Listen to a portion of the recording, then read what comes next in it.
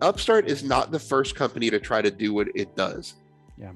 Upstart tries to make access to credit better for people who have been traditionally underserved by the system.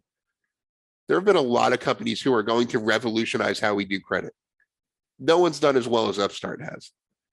The company, Jason's supposed to be talking about this one, but real quick, Upstart just they do a great job of doing a better job of predicting risk, predicting who's going to default on loans. They can lower default rates by something like 75% for their customers. They provide a system for banks to loan money.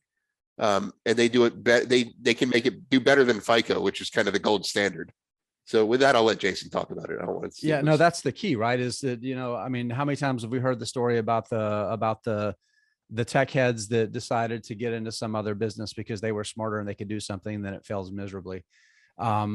Upstart in this case is the idea is that there's better data. There are better data points out there than this stuff that Fair Isaac and these others use to identify credit risk, right?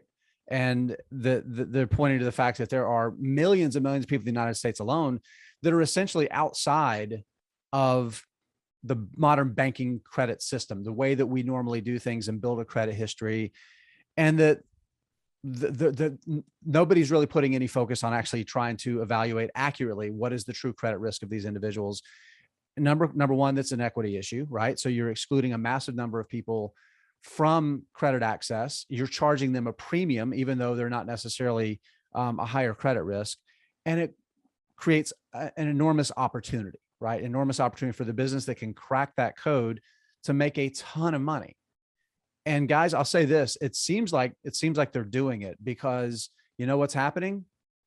They're originating these loans and they're selling them. Banks are buying them. So that says there's something there. If financial institutions that are looking to own yield instruments are willing to buy these things, that says something right there. The rates of growth are pretty incredible. I think one thing that we've talked about a lot that's always worth mentioning is it's close to a year ago now. I think it was November last year, maybe early December, made an acquisition in the auto industry, which really opened the door for them to get into that business because they hadn't been in auto lending at all.